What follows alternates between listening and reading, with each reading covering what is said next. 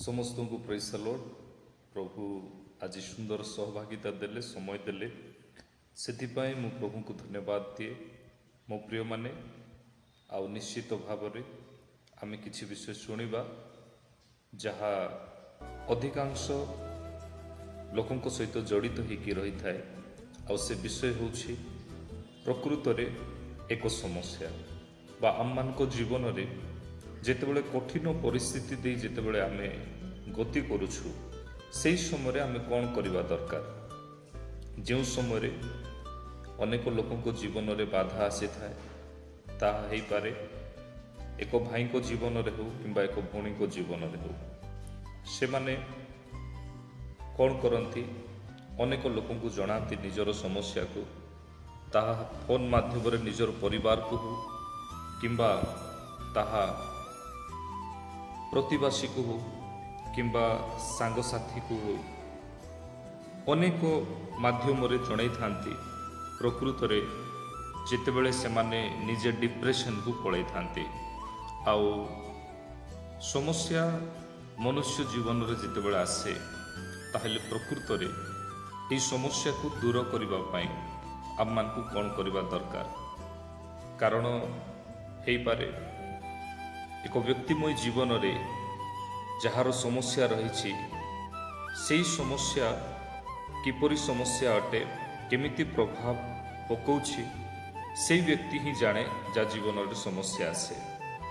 किंतु आपन को उत्साहित करने चाहे आम प्रकृत एपरी समस्या रही समय मध्य आम कौन करने द्वारा आम जीवन में समस्या को आम दूर कर।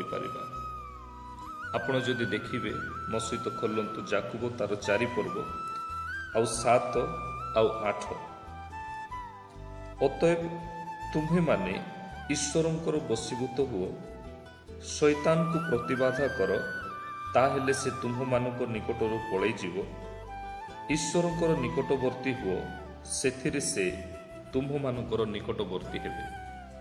आ तले अच्छी किंतु पड़ू ना। मो प्रिय माने आम जीवन में जितेबाला समस्या आसुछि ताहेले आमे सर्वप्रथमे ईश्वरंकर अति निकटवर्ती हेबा आवश्यक। आज हो पारे आपण जीवन में जदि किसी आप समस्या दे जदि गति करुछंती आपण डिप्रेशन को जातु ना। आपण माइंड रे नेगेटिव थॉट न आसू, आपणकर माइंड रे कहा प्रति क्रोध न आसू, कहा प्रति निंदा न आसू किंबा कौनसी सुसाइड मेंटालिटी मध्य न आसू। जेतेबेले आपण चिंतारे पड़ुछंती एपरी समस्या रे पड़ुछंती निश्चित भाव रे आपण अति निकटवर्ती परमेश्वरंकर हुंतु। आंठू मारी प्रार्थना करंतु, वाक्य को स्मरण करंतु। आपणकर जो विश्वास रही ता निश्चित भाव रे आपण को परमेश्वरंकर निकटवर्ती करिवो। आउ आपण उत्साहित हुंतु। ए कठिन परिस्थिति रे मध्य जेतेबेले आपण अधिक मात्रा रे परमेश्वरंकर निकटवर्ती हेबे ताहेले प्रभु देखिकी आपण को खुशी हेबे।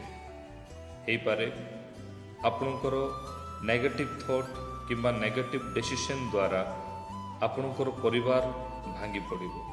आज अनेक भौणी माने अनेक भाई माने किंबा परिवार अनेक लोक सुसाइड करुछंती केवल गोटे विषय पे से माने समस्या को फेस करि पारु नहंती।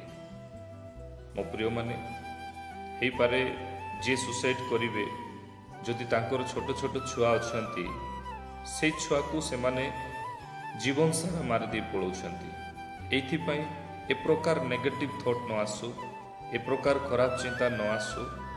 आपण कोन करंती प्रकृत रे ईश्वरंकर अति निकटवर्ती हुंतु जो द्वारा आपणकर समस्या चाली पळेबो, आपणकर समस्या रहिबो नाही। एपरि गोटिए सुधा व्यक्ति नहंती जा जीवन में समस्या आसे नहीं, जा जीवन में कठिन परिस्थिति आसे नहीं।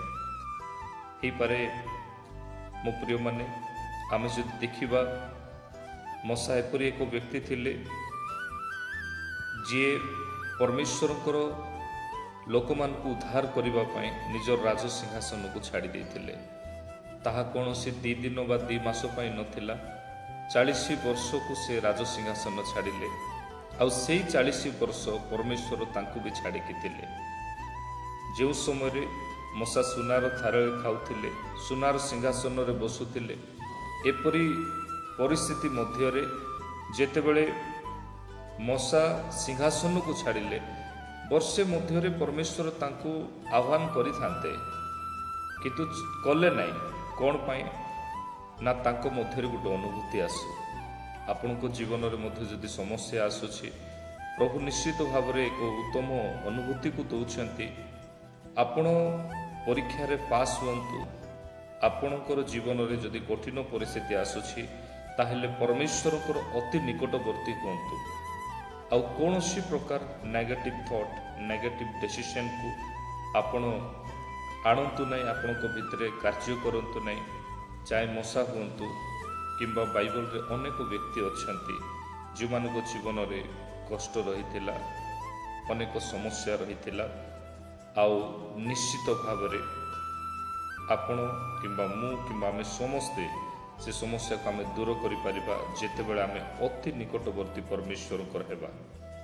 ମୁଁ ବିଶ୍ୱାସ କରେ ଆପଣଙ୍କୁ ପରମେଶ୍ୱର ଆଶୀର୍ବାଦ କରିବେ, ଆପଣଙ୍କ ସମସ୍ୟାରୁ ବାହାର କରିବେ। ଯେକୌଣସି ସମସ୍ୟା ହେଉ, ଆପଣଙ୍କ ପରିବାରରେ, ଆପଣଙ୍କର ବ୍ୟକ୍ତିମୟ ଜୀବନରେ ଯାହା ବି ଜଡ଼ିତ ହେଇଥାଉ, ଆପଣ ନିକଟବର୍ତ୍ତୀ ପରମେଶ୍ୱରଙ୍କର ହୁଅନ୍ତୁ ଏକ ବିଶ୍ୱାସର ସହିତ। ଯାହା ପ୍ରଭୁ କହିଅଛନ୍ତି, ଯଦି ସୋରିଷ ଦାନା ପରେ ଯଦି ବିଶ୍ୱାସ ରହିଛି, ତାହେଲେ ନିଶ୍ଚିତ ପ୍ରକାରେ ପର୍ବତ ଘୁଞ୍ଚିବ, ସେ ପ୍ରକାର ସମସ୍ୟା ମଧ୍ୟ ଘୁଞ୍ଚିବ। ଏହା ମୋହର ବିଶ୍ୱାସ ଅଟେ। ଆଉ ଆପଣଙ୍କର